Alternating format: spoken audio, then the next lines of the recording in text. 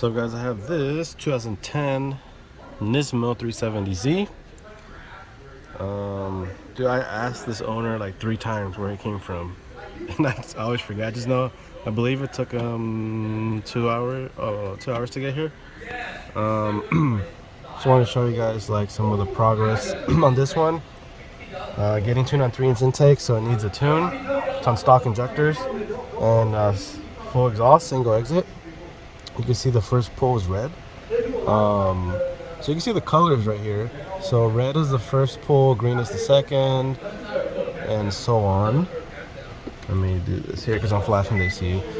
So first pull I let off at 4,000 RPM because it needed major changes to the tune. Sorry, I'm flashing stuff again. Then I looked at the log and I made new changes, which would be the green one. So you see from 4,000, I was finally able to take it to red line on my second adjustment. And then after the second adjustment, the third pull is the orange line right there. So you can see how even down low, a lot of stuff was fixed. I just want to show that to you guys. A little bit different information, a little bit more into detail, but I can't give too much information because I actually do, like, not joking, do have other tuners that don't like me and they do watch my stuff, but I do appreciate these other tuners for watching my YouTube videos because it pays for my Subway, my footlong, my meatball footlong.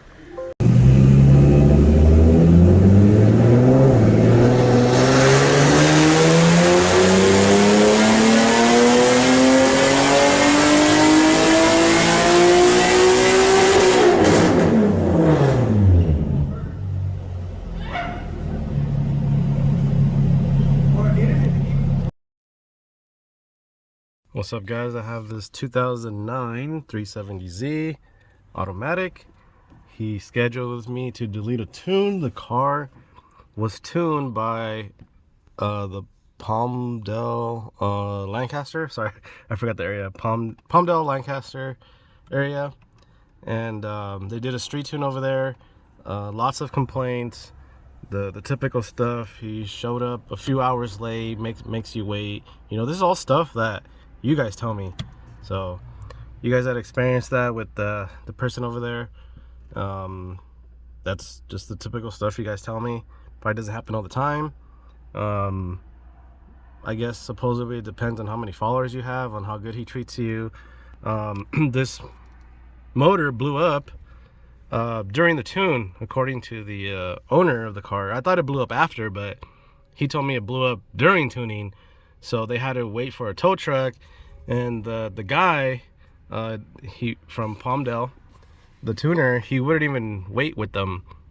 He just told them that he had to leave, which is pretty disrespectful. So obviously this guy's really mad at him, and he drove really far to get there as well. So he came in to delete the tune. He's gonna keep the car, but well, before I deleted it, I just started checking some things out.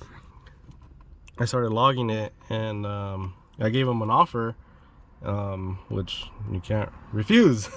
You know, basically, I don't have time. He did ask me for a dyno tune, but I don't have the time, so I did offer him a street tune. And like I said, the street tunes, you do not have the option for that. I give you the option if I want to. You cannot request a street tune.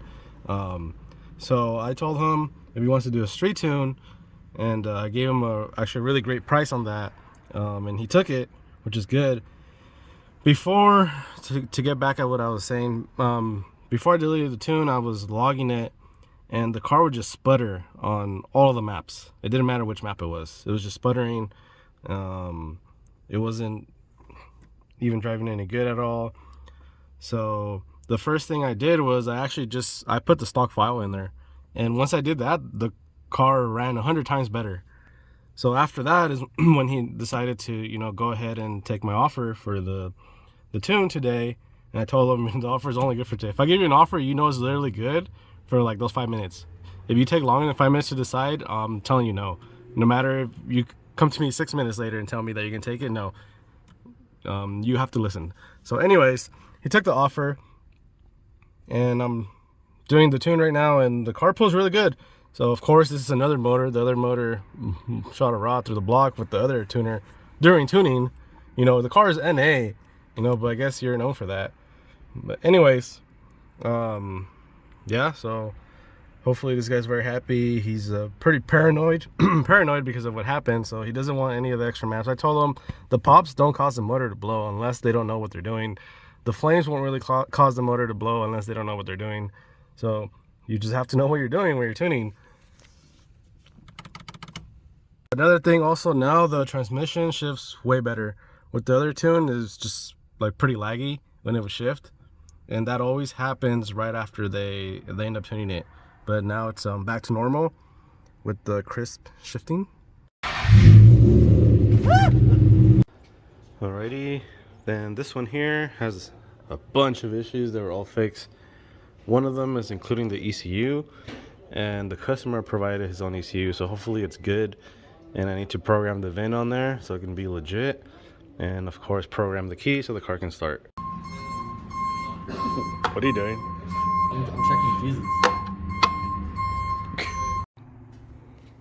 Pretty clean rev up. What's up guys, I have this 2006 350Z manual 6-speed, so it's a rev up. Baseline, so no tune, 251 wheel horsepower, torque 227. Has a short ram intake, has full exhaust, single exit, stock injector, so a 91 octane. Car is very, very clean. I actually like it.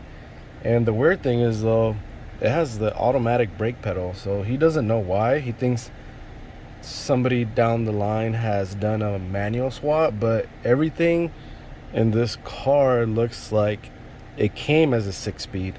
So in this year, rev-ups did not come automatic. So if somebody did do a 6-speed swap, they spend a lot of money, you know, get the motor, harness, ECU, transmission, everything, the trims, the cluster is the correct cluster. So what I actually told him that I think happened, since everything seems to match to it being original 6-speed, is that somebody before him was probably using this car to drift or something, and with the automatic brake pedal it's bigger, so it's easier to do heel toe and stuff like that. So that, I feel like that's why somebody put the automatic brake pedal in here. All right, here's some of the progress. We are at 254.9. Well, the peak so far is only 3.7 wheel horsepower, which is right there. You can see a bigger gap right there. That's probably 4.5 to 6 wheel horsepower. And then we got a lot more top end right there. Red line is a little higher than stock. Oh, and the torque is now 235. It was at 227 before.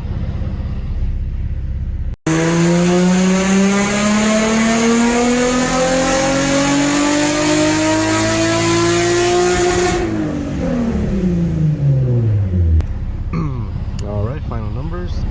260 wheel horsepower, 239 torque. Very clean. Convertible.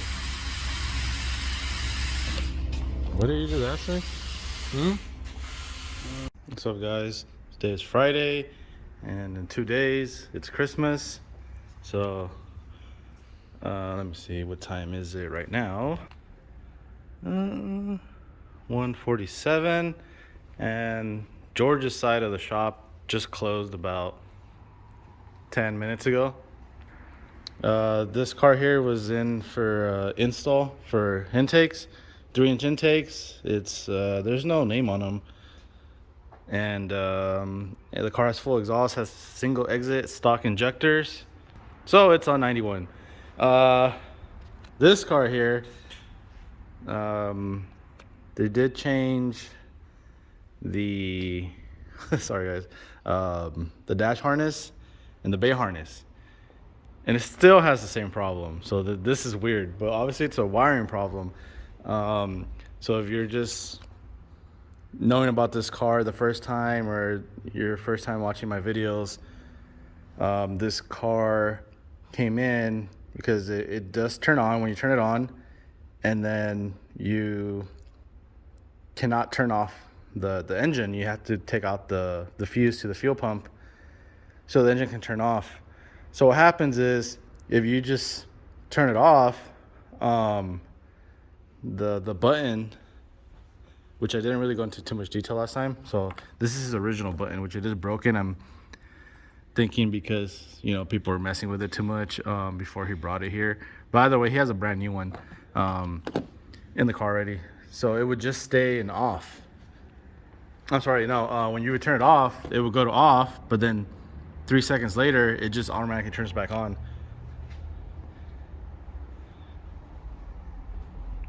So there's still some other harnesses they haven't changed. I don't know if that's even related to it, but you never know. Obviously, there's a problem somewhere. Could even be related to some chassis harness, like for example the back, something to do with the tail lights or something. The only thing was this dash harness does have another plug that doesn't go anywhere, so I don't know if they sent George the right year, the right trim, but it still does the same thing, so it's weird, you know. So yeah, he's still working on this car to get it going because I still want to know what's wrong with it. The owner of this car, he left, and he's gonna come back pretty soon. I already loaded on the dyno. I need to go in and start making a startup map for this car. So I did forget to make a video about like loading it. So I do plan on making a video on what it looks like when you load the car. So some of you obviously see it. Some of you have seen it in like previous videos that they just don't exist anymore. IG didn't have the archive thing, so I don't know, sometimes I would just delete videos, or sometimes they're on the story. But I mean, the video won't even be that long. It's just to show you guys the process of loading a car on a hub dyno. So this is a dyno pack, and it does have covers that I took them off. I mentioned before, I just took them off. It's easier to do maintenance like that because the box is annoying to take off when you do maintenance.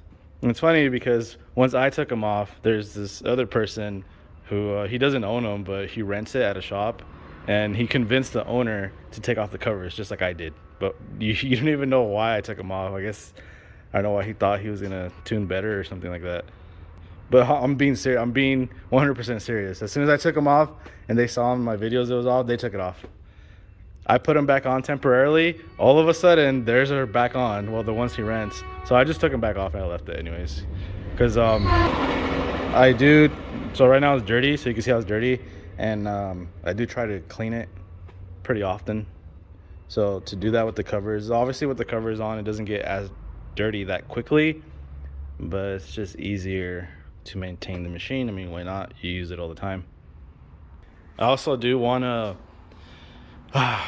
wish I could make videos where I'm going to explain things, the differences between dynos, or at least go into detail about Dynapack. There's so much misinformation, not just Dynapack, but hub dynos in general. There's different brands. There's so much misinformation online, especially from the older days. And there's actually stories on why there is misinformation, which I actually know why the information is wrong.